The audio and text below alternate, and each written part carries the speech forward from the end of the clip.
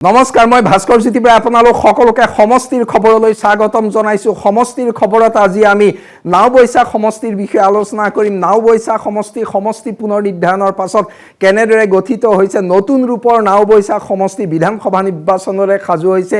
নাওবৈছাৰ আজিৰ দিনত নিৰ্বাচনী প্ৰেক্ষাপট কেনেকুৱা, নাওবৈছাত কোন কোন ৰাজনৈতিক দল শক্তিশালী, নাওবৈছাৰ নিৰ্বাচনী সমীকৰণ কেনেকুৱা, নাওবৈছাৰ জনগাঁথনি, ভৌগোলিক পৰিসীমা, ৰাজনৈতিক প্ৰেক্ষাপটৰ পটভূমিত প্ৰথমবাৰৰ বাবে সমষ্টি পুনৰ নিৰ্ধাৰণৰ পাছৰ প্ৰথমটো নিৰ্বাচনলৈ সাজু হৈছে নাওবৈছা সমষ্টিবাসী। সমষ্টি পুনৰ নিৰ্ধাৰণৰ পাছত নাওবৈছা সমষ্টিলৈ ৰাজনৈতিক পট পৰিৱৰ্তন হৈছে। নাওবৈছা পূৰ্বৰ নাওবৈছা সমষ্টি আৰু বৰ্তমানৰ নাওবৈছা সমষ্টিৰ মাজত আহি পৰিছে বৃহৎ পাৰ্থক্য। সমষ্টি পুনৰ নিৰ্ধাৰণৰ পাছত নাওবৈছা সমষ্টি হৈছে অনুসূচিত জাতিৰ বাবে সংৰক্ষিত। বৰ্তমান নাওবৈছা অনুসূচিত জাতিৰ বাবে সংৰক্ষিত সমষ্টি। পূৰ্বে নাওবৈছা অনুসূচিত জাতিৰ বাবে সংৰক্ষিত নাছিল, কিন্তু স্বাধীনতাৰ পাছত কিছুকাল নাওবৈছা সমষ্টিটো অনুসূচিত জাতিৰ বাবে সংৰক্ষিতই আছিল। অৰ্থাৎ তাৰ পাছত মুক্ত হ'ল, তাৰ পাছত আকৌ অনুসূচিত জাতিৰ বাবে সংৰক্ষিত সমষ্টি হৈ পৰিলে।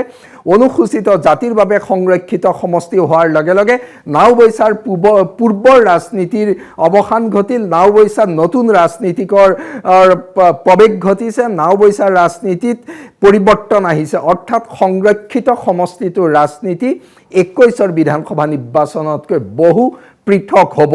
সমষ্টি পুনৰ নিৰ্ধাৰণত নাওবৈছা সমষ্টি কেনেদৰে গঠন হৈছে আমি সেয়া প্ৰথমে চাই লওঁ। নাওবৈছাত 16খন গাঁও পঞ্চায়ত আছে। 16খন গাঁও পঞ্চায়তেৰে নাওবৈছা সমষ্টি গঠিত। গাঁও পঞ্চায়তসমূহ হৈছে,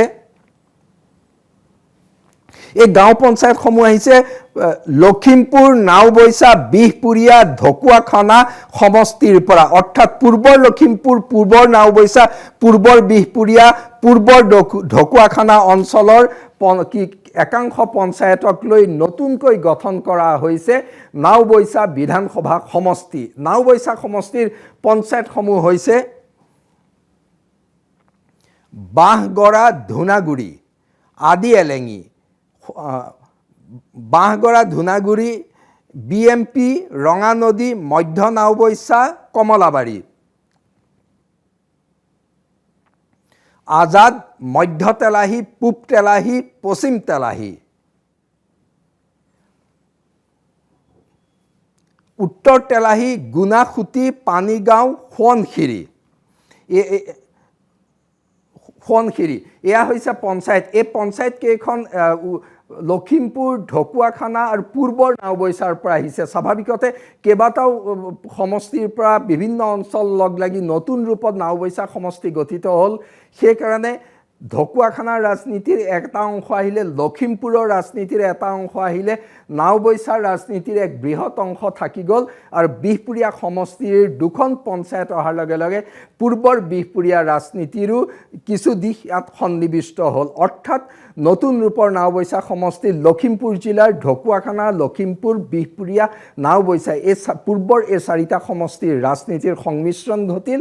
তাৰ লগে লগে ইয়াৰ ৰাজনৈতিক প্ৰেক্ষাপট হৈ পৰিছে বহু আকৰ্ষণীয় আৰু বহু বৈচিত্ৰ্যময়। নাওবৈছাৰ ভোটাৰৰ পৰিসংখ্যা আমি চাব বিচাৰিছোঁ। মুঠ ভোটাৰ 1,75,813 গৰাকী।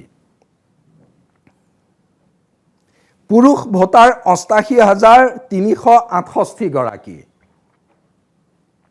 মহিলা ভোটাৰ 87,442 গৰাকী। ধৰ্মীয় সংখ্যালঘু ভোটাৰ 54,000। ধৰ্মীয় সংখ্যালঘু ভোটাৰ 54,000। অনুসূচিত জাতিৰ ভোটাৰ 22,000। এয়া হৈছে নাওবৈছা সমষ্টিৰ ভোটাৰৰ পৰিসংখ্যা। এই ভোটাৰৰ পৰিসংখ্যাৰ পৰা এটা কথা স্পষ্ট হৈ পৰিছে যে অনুসূচিত জাতিৰ বাবে সংৰক্ষিত নাওবৈছা সমষ্টিত ধৰ্মীয় সংখ্যালঘু ভোটাৰ যথেষ্ট আছে। ধৰ্মীয় সংখ্যালঘু ভোটাৰ যদিও একক বৃহৎ নহয়, তো সৰ্বাধিক নহয়, কিন্তু ধৰ্মীয় সংখ্যালঘু ৰাজনীতিয়ে গুৰুত্বপূৰ্ণ ভূমিকা পালন কৰে নাওবৈছা বিধানসভা সমষ্টিত। পূৰ্বেও নাওবৈছাত ধৰ্মীয় সংখ্যালঘুৰ প্ৰাধান্য আছিলে, এতিয়াও নাওবৈছাৰ ৰাজনীতিত ধৰ্মীয় সংখ্যালঘুৰ ৰাজনীতিৰ প্ৰাধান্য আছে। অৰ্থাৎ ক'বলৈ গ'লে উজনি অসমৰ আন সমষ্টিসমূহতকৈ নাওবৈচা সমষ্টিত ধৰ্মীয় সংখ্যালঘু ৰাজনীতি গুৰুত্বপূৰ্ণ। নাওবৈচাৰ এইবাৰৰ নিৰ্বাচনতো ধৰ্মীয় সংখ্যালঘু ৰাজনীতি হৈ পৰিব গুৰুত্বপূৰ্ণ। উল্লেখ্য যে 2011 চনত পূৰ্বৰ নাওবৈচা সমষ্টিত AIUDF বিজয়ী হৈছিলে। উজনি অসমত একমাত্ৰ সমষ্টি আছিলে AIUDFৰ নাওবৈচা। যদিও সমষ্টি পুনৰ নিৰ্ধাৰণে নতুন ৰূপ দিলে, তৎসত্ত্বেও কিন্তু নাওবৈচাত ধৰ্মীয় সংখ্যালঘু ভোটাৰ 54,000 থকাটো এইবাৰৰ নিৰ্বাচনতো হৈ পৰিব বিশেষ তাৎপৰ্যপূৰ্ণ। নাওবৈচাত প্ৰধানতঃ কংগ্ৰেছ আৰু অসম গণ পৰিষদৰ মাজত নিৰ্বাচনী যুঁজ হ'ব। কংগ্ৰেছ প্ৰাৰ্থী হৈছে ডাক্তৰ জয়প্ৰকাশ দাস। ডাক্তৰ জয়প্ৰকাশ দাস ছাত্ৰ জীৱনৰ পৰা কংগ্ৰেছ কৰি আছে, NSCY কৰি আহিছিলে, যুৱ কংগ্ৰেছ কৰিছিলে। যোৱা বিধানসভা নিৰ্বাচনত তেওঁ লখিমপুৰ সমষ্টিৰ প্ৰাৰ্থী আছিলে। এইবাৰ তেওঁ নাওবৈচা সমষ্টিৰ পৰা প্ৰতিদ্বন্দ্বিতা কৰিব। দীৰ্ঘকাল কংগ্ৰেছৰ ৰাজনীতিৰ লগত জড়িত ডাক্তৰ জয়প্ৰকাশ দাসে সমষ্টিটোত কংগ্ৰেছৰ ভেটি শক্তিশালী কৰিবলৈ চেষ্টা কৰি আহিছে।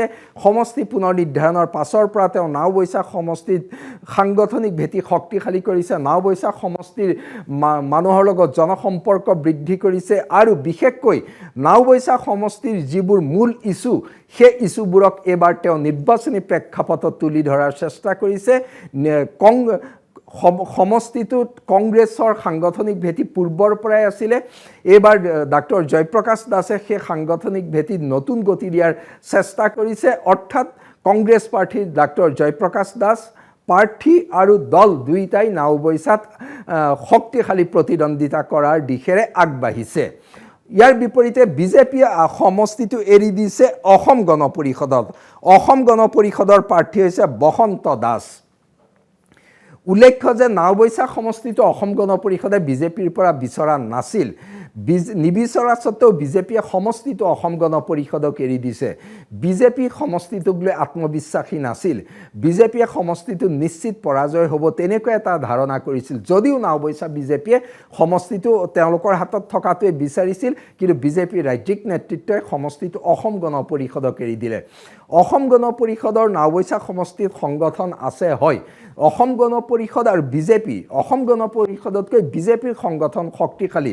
বিজেপি মিত্ৰজোঁটে কংগ্ৰেছৰ বিৰুদ্ধে যুঁজিব লাগিব আৰু বিজেপি মিত্ৰজোঁটে বসন্ত দাসক সন্মুখত লৈ ডাক্তৰ জয়প্ৰকাশ দাসৰ বিৰুদ্ধে প্ৰতিদ্বন্দ্বিতা আগবঢ়াব লাগিব।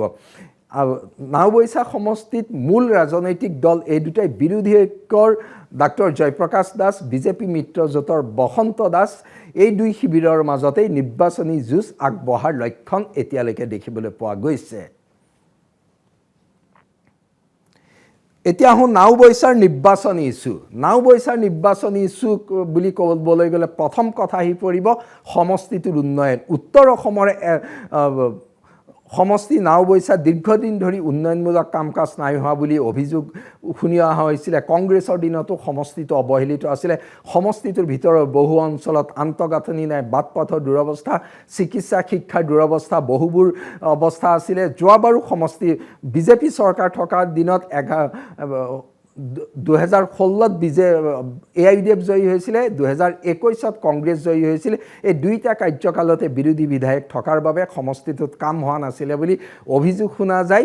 সমষ্টিটো লখিমপুৰ জিলাৰ আনকেইটা সমষ্টিৰ তুলনাত অনুন্নত হৈ আছে বুলি প্ৰায় অভিযোগ শুনা যায়। আমি বাতৰি উলিয়াই থাকিবলগীয়া হৈছিলে। নাওবৈচাত মূল নিৰ্বাচনী ইছ্যু হ'ব উন্নয়ন। নাওবৈচা সমষ্টি যিহেতু নতুন ৰূপ পালে, এই সময়ত নাওবৈচা সমষ্টিৰ নতুন ৰূপৰ নাওবৈচা সমষ্টিৰ সকলো অঞ্চলতে উন্নয়নৰ প্ৰতিশ্ৰুতি হ'ব প্ৰধান নিৰ্বাচনী ইছ্যু। নাওবৈচাৰ বাট পথ, শিক্ষা, স্বাস্থ্যকে আদি কৰি সকলো দিশৰ যিটো দলে অগ্ৰাধিকাৰ দিব সেইটো দলকে হয়তো ভোটাৰে পচন্দ কৰিব। অৰ্থাৎ নাওবৈচাৰ নিৰ্বাচনী ইছ্যু মূল বিষয়।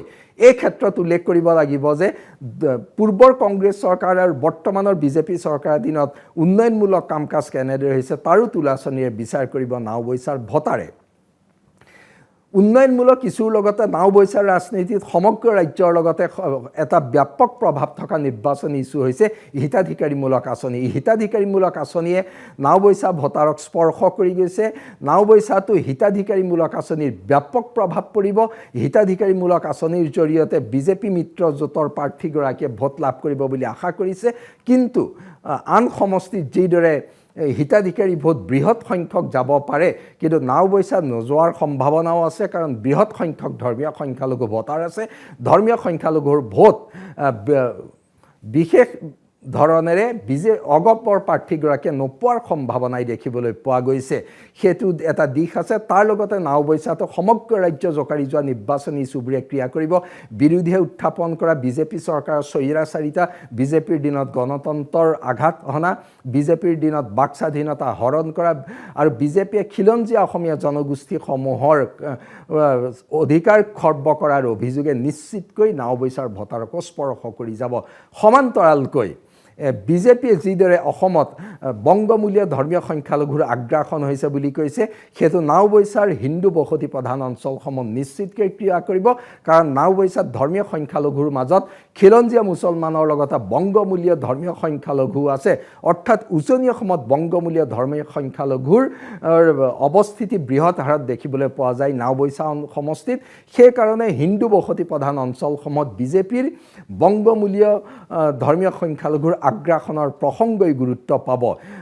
মূলতঃ এইকেইটা বিষয়ে নাওবৈচা নিৰ্বাচনী ইছ্যুত দেখিবলৈ পোৱা যাব। সমান্তৰালকৈ ৰাজ্যিক পৰ্যায়ৰ আন বহুবোৰ বিষয়, যিবোৰ সমগ্ৰ ৰাজ্যৰ স্বাৰ্থৰ বিষয়, সেইবোৰে নিশ্চিতকৈ চুই যাব। তাৰ লগতে লখিমপুৰ জিলাৰ উন্নয়নৰ প্ৰসংগয়ো নাওবৈচা সমষ্টিবাসীক নিশ্চিতকৈ চুই যাব।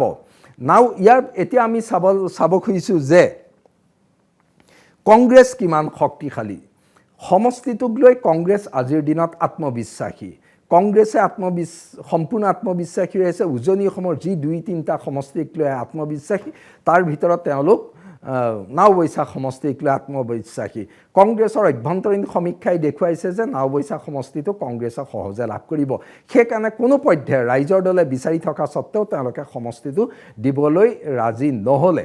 ডাক্তৰ জয়প্ৰকাশ দাসে যিহেতু তৃণমূল পৰ্যায়ত কাম কৰি আহিছে, সুদীৰ্ঘকাল কংগ্ৰেছৰ ৰাজনীতি কৰিছে, লখিমপুৰ জিলাৰ ৰাজনীতিত তেওঁ জড়িত হৈ আছে আৰু নাওবৈচা সমষ্টিত তেওঁ তৃণমূলৰ জনসাধাৰণৰ লগত থকা নিকট সম্পৰ্কই জৰিয়তে কংগ্ৰেছে সমষ্টিটোক লৈ আত্মবিশ্বাসী হৈ আছে।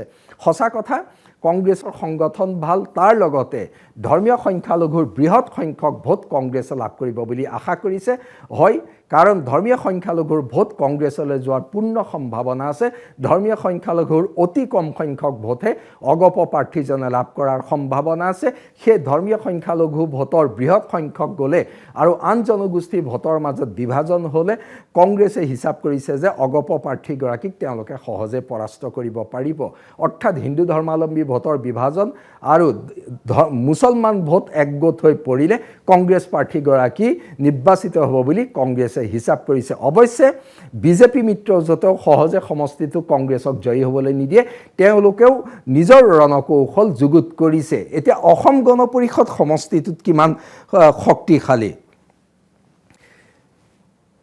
জনগাঁথনি দিশৰ পৰা কংগ্ৰেছ এটা দিশত সুবিধাজনক অৱস্থানত আছে। অসম গণ পৰিষদ পৰম্পৰাগতভাৱে সমষ্টিটো দুৰ্বল আছিলে, যদিও 1996 চনত তেওঁলোকে সমষ্টিটো দখল কৰিছিলে আৰু বিজেপি উত্থানৰ পাছত অসম গণ পৰিষদৰ নিজৰ শক্তিৰ হ্ৰাস পাই আহিছিলে। সেইকাৰণে অসম গণ পৰিষদে মূলতঃ বিজেপিৰ সাংগঠনিক ভেটিৰ ওপৰত নিৰ্ভৰ কৰি সমষ্টিটোত আগবাঢ়ি যাব লাগিব।